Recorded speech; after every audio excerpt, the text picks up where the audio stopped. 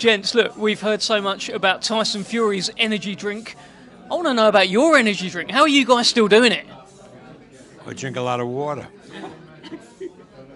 No, really. I don't want to demean his energy drink, but I haven't tried it.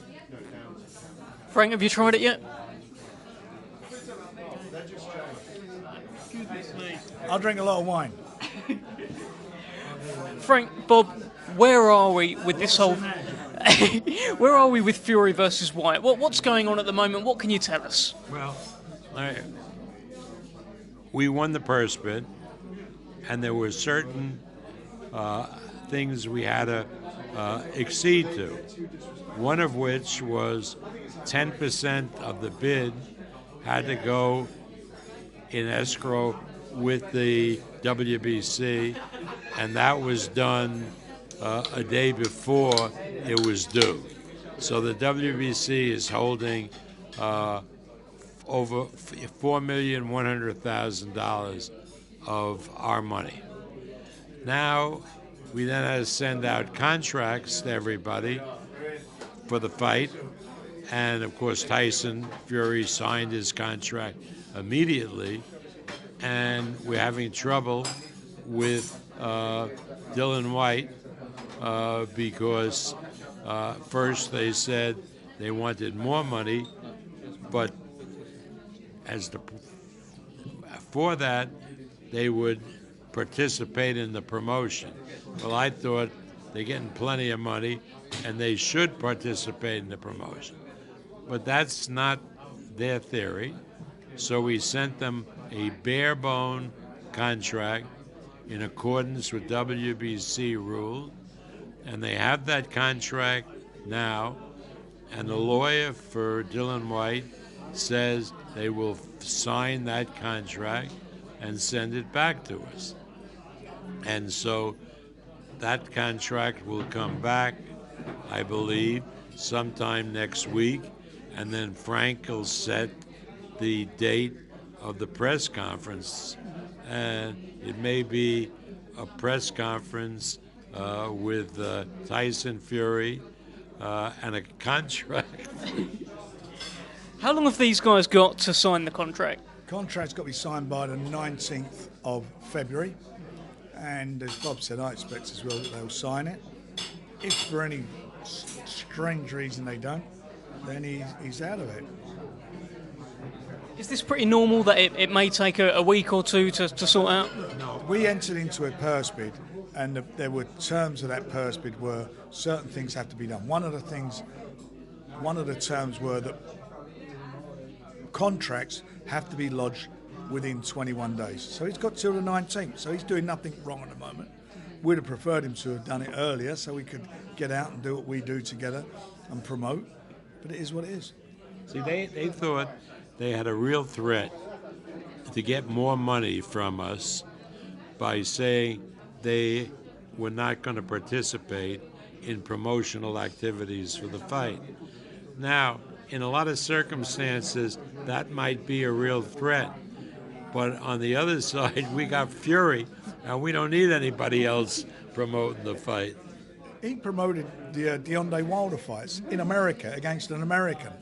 He promoted those fights. Because of him, in America, Deontay Wilder became known. So there's no issue with him. He's the biggest showman in boxing, heavyweight boxing, since Muhammad Ali. You take a survey, and there was a survey of who is the most popular, best-known American fighter, and it's Tyson Fury, even though everybody in America conveniently forgot that he's a Brit, particularly since there was a travel ban for the last fight, and there was no singing, there was no Brits there. But the Americans all got behind it. Yeah, absolutely. The Americans in America, Tyson Fury got such a personality that he has now Americanized himself, even though he's here now and he's happy to be fighting back in the UK. But he is a larger-than-life personality. We haven't had anybody in the heavyweight division like him since Muhammad Ali. I'm not talking we haven't had great fighters. We have had great fighters. We've had interesting personalities. But no, we've never had a fighter who is such a showman and brings such attention to himself and to his event since Muhammad Ali. I mean, I've been involved the whole time, and I'm telling you, that's the bottom line. So a threat from somebody, well, if you don't pay us more, we're not going to really get out and promote. Hey, that's not a big threat for us. And by the way, you can fight. Well, that helps. That helps. You can fight a bit. So, you know, I don't know. I mean, I hope we don't have any more problems with Dillian. We just want, all we want to do is put on a great show. On the 23rd of April, that's the day we're going to go. We just want a really, really good show, and we want Dillian to be involved and promote it.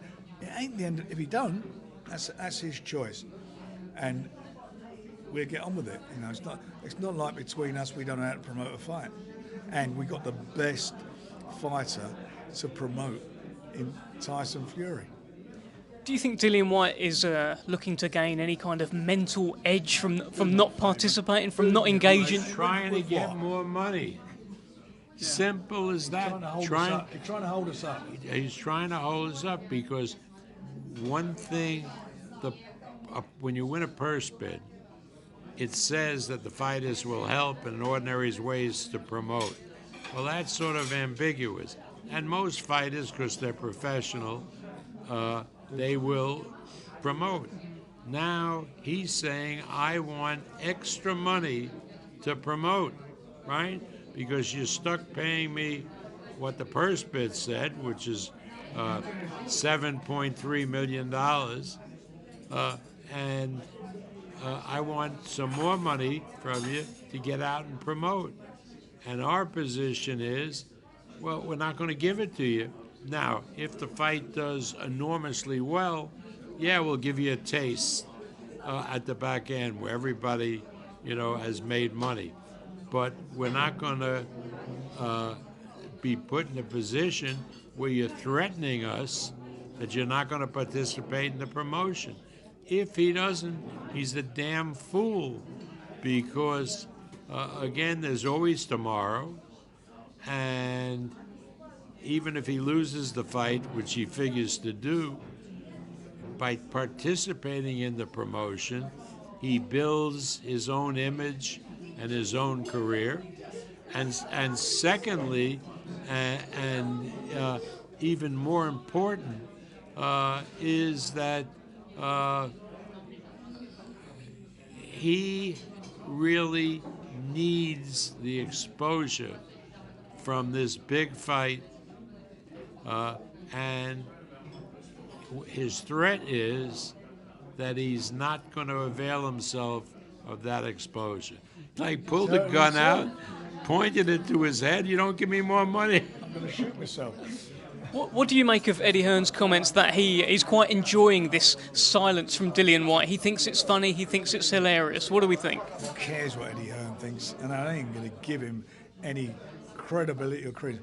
He should just be happy that for 10 seconds he held the world record of the highest ever purse bid. For 10 seconds, 10 whole seconds. He should be pleased with that. The comments that I know you don't want to go too much into it, but the comments that are out there about his, I don't know if the fight's going to happen, is Fury going to get a license, things like that. Do you feel as though maybe there's an element of, just like for the Fury-Wilder fights, trying to sabotage the event in some respect and the public's faith in the event? He's a spoiled child. He's not involved, and that's the end of it. He did all that in the first fight with Tyson. You know, it's not going to happen, the fight. Tyson, they're going to pull out. That fight's never going to happen. Tyson's not getting a license. What planet is he even on?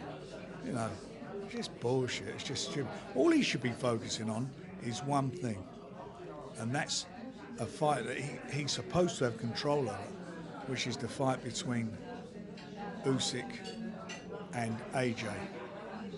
Does AJ want that fight? Does he want it? He's done his best to swerve it, Does he want it? Is he going to step up to the plate or not? Is he going to put his... Because, let's get it right, AJ don't beat... If they have the rematch and he doesn't beat Usyk, he's out of the game in the heavyweight division. Who's he got?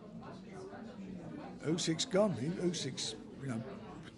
We all know where Usyk's... Yeah, what's going to happen. You know, Alexander Usyk, who's best friends with Vasyl Lomachenko, so I know him really well, as manager.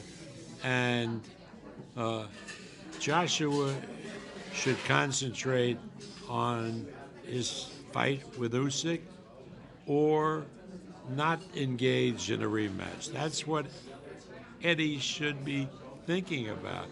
But Eddie is all over the place because he puts his nose into everybody else's business.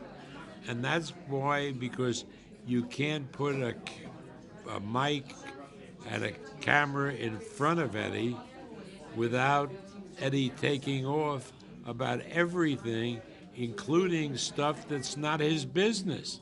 In other words, I'm not saying that Joshua is afraid to fight Usyk. No, I don't know anything about it. I don't know. I know from Usyk's standpoint that he is looking forward to that rematch fight because I talked to Usyk, and Usyk tells me that, yes, he's looking forward to it and is ready to go into training. Where Joshua is, I really couldn't care, and I don't know anything about it, and I'm not going to talk about it. Let's talk about Fury versus White then. The fight itself. Bob, I've heard you say that actually Dillian White is a more dangerous fighter in this fight than Deontay Wilder. Can you elaborate on those comments? Have I got that right? Yeah. I sold my tickets for Fury Wilder. That's in the past. Now I got to sell my tickets with Frank for Fury White. And of course I'm going to say, I mean, come on, give me a break. That is the most dangerous fight ever. Yeah, it is a dangerous fight. I mean, you know that. White is a good puncher, and he's very competitive. But I've said to everybody, and I've made no bones about it, that Tyson Fury is the best heavyweight out there, by far and wide. That doesn't mean he can't be beat, because any man can be beat. I don't think he'll be beat. Is White dangerous? Yeah. But again, so is Wilder. Very, very dangerous. And Fury, 3 times did his business with Wilder. How dangerous is Dillian White, Frank? Look, with heavyweights, the big guy, what's he, 17.5 stone? He's a big guy. He can punch. Somebody gets caught in one of those punches, they can go. But I just feel, I've got to be very honest, I feel Tyson is the best heavyweight of his generation. He's the #1 heavyweight in the world. So the pressure is going to be on Tyson. The pressure is on Tyson. Dillian White will go in there. He's not going to be a bookie's favourite. We know that. However, this is his big moment in time. If he signs that contract and he's in the ring, first of all, he's got a carrot there of $4 million to pick up. So if that don't incentivise you, what does? Actually, I think 80% of that to pick up, because 20% is his money. Yeah, 3.2. Yeah, so what he's doing, he's having an $800,000 bet to win 3.2. That's what he's doing. So if he really fancies himself and fancies his chances, look what he's got to get. It's like going into bookmakers and putting a bit of dough down and backing himself. So that's what he's got going for him. He's got a magnificent chance. Most fighters don't get that. It's a person, that's it. He's got an opportunity to do better. So whatever incentive he may want after, bitching for the last God knows how long, was it 1,000 or 1,200 days that he's not had an opportunity for fight for a world title, and get on with it and fight. We don't hear all that crap anymore. Just get on with the fight, get in there, and the best man will win on the night, and that's it. Listen, you've both been around the game a long, long time. Is there any path for Tyson Fury to go down as the greatest heavyweight of all time? Is that even possible in today's day and age? What do we think? Let me tell you something, and I admit I'm a little prejudiced. I really think that Fury is the best heavyweight since Ali. And I look back at the Ali prior to the 3.5-year layoff when he couldn't fight because of the draft situation. That Ali was superb.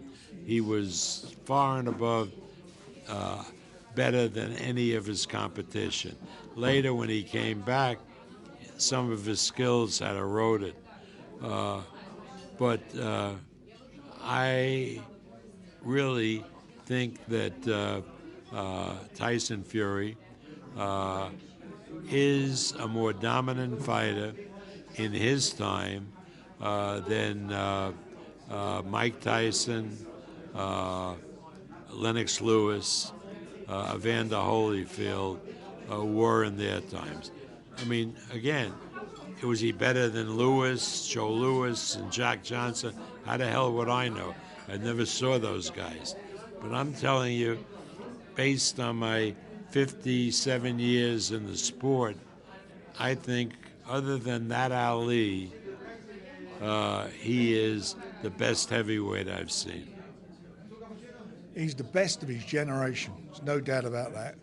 And I think in any generation, picking out the best from all those different eras, you put them all together, you know, who would you back against him? I mean, you think that he's capable, he has the skill sets, he has a great chin, the size of him, he's got a great jab, he's got a great boxing brain. He would give anybody a handful. I mean, and Ali was I grew up as a kid watching Ali, and he was like my hero it's what got me involved in, got me interested in boxing. But you look at Ali, say, for the fights against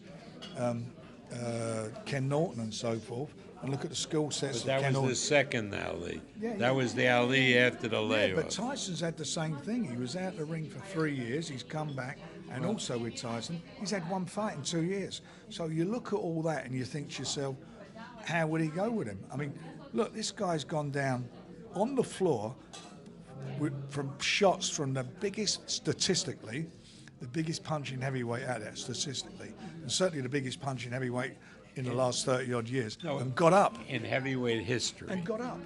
And got up. Got up. And not only got up and then went on to win the round. He's a phenomenal athlete.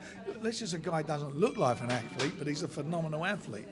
And, he's great fun. And there's no miles on the clock. There's no miles on the clock with him. You look at the amount of fights he's had. So I think anybody who fights Tyson Fury at this moment in time is going to have their hands massively full. And I do believe that he went to Germany and done and outboxed a boxer, totally dominated Klitschko. The mental, his approach to fights and what he can do in the ring and adapt to what he has to do is amazing. He goes to the States again in the other guy's backyard. First fight got robbed, should have won that fight. Second fight completely obliterated him. And the third fight was, for me, it was the best live heavyweight fight I've ever seen, attending live, and that tells you all you need to know about him. He's a warrior, he's a boxer, he's an entertainer, he's got more personality than all these guys. You put them all in a room together, other than Ali, put them all in a room together. He's got more personality than all of them, and. It's entertaining. He's captured it now. He's done a job in America. With fighting on the shows with Bob in America, he's done a fantastic job. It's a homecoming for him here. The Brits are going to come out in force for him because he's the man. He's the #1 heavyweight in the world, and they'll come out for him. And he's a winner. He's a winner. He goes and does things that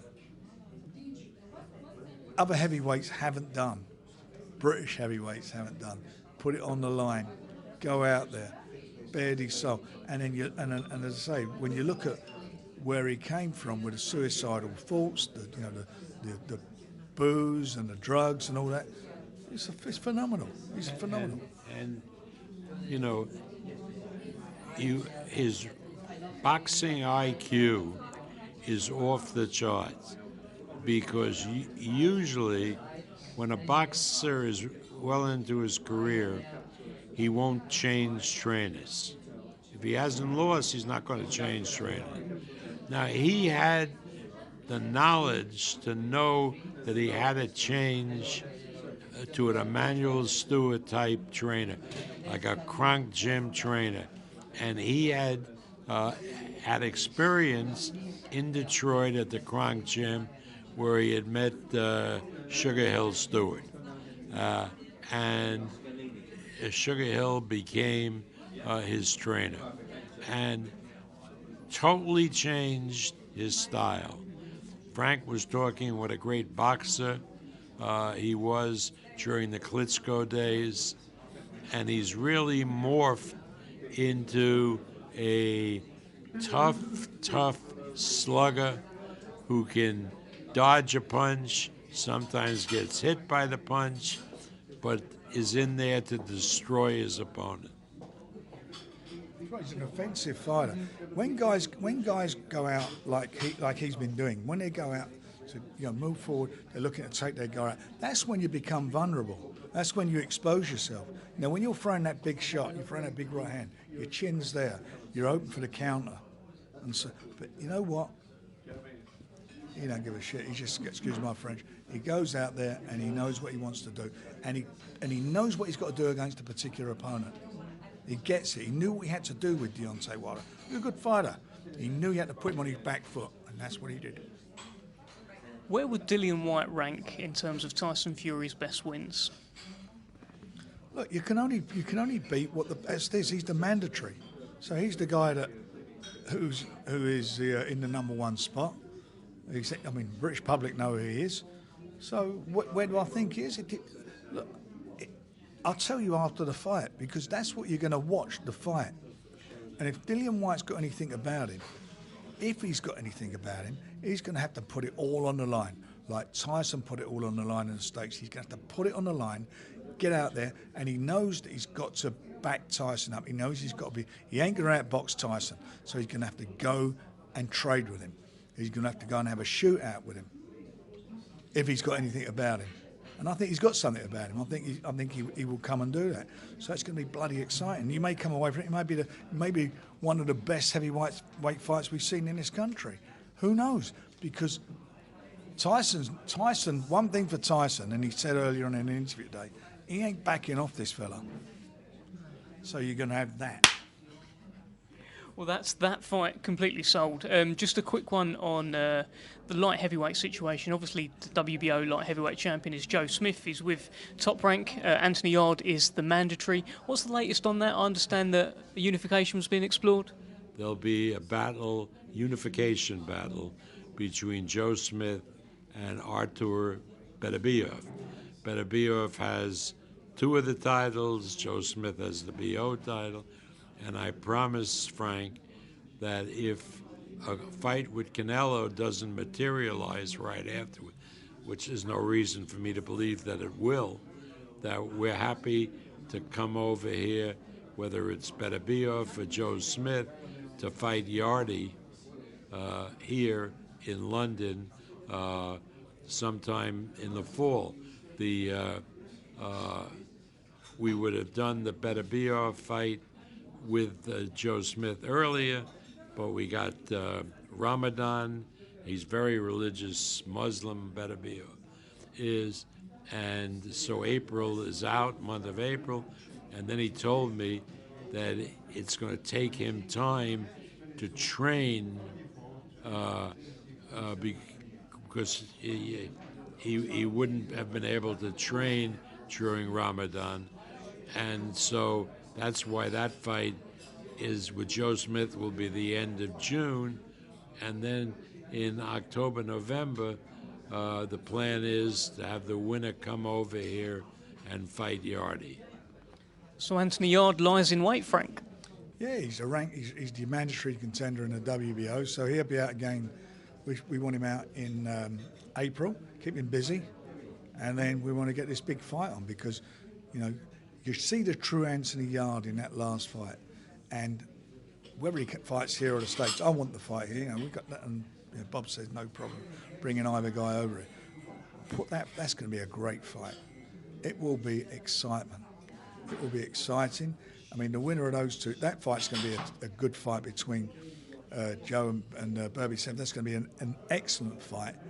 And then I think, in my heart, we're going to have an even better fight. 2 titles on the line, and it'll be a war. Well, final words today then. So Fury, White, we wait then. Looks like we're just waiting for a contract to be signed. It's like the story of your life, mate. Been waiting, waiting. Your day will come. No, but the lawyer sent us a email yesterday saying if we can't put all these other elements in to get us more money, we are prepared to sign the WBC contract, and that went out to him last night. He, for some reason only known to him, the lawyer, he's in Beijing at the Olympics. I guess he represents somebody there. But so I don't think there's a problem, but it'll be signed and come back to us. Bob, Frank, thank you very much. I think Umar is waiting very patiently, like I was. Good to speak to you both. And Frank, you look like you got something to say. I was going to say thank you, young man. It's a pleasure, and as always, you're doing a great job. Thanks for lunch. Cheers.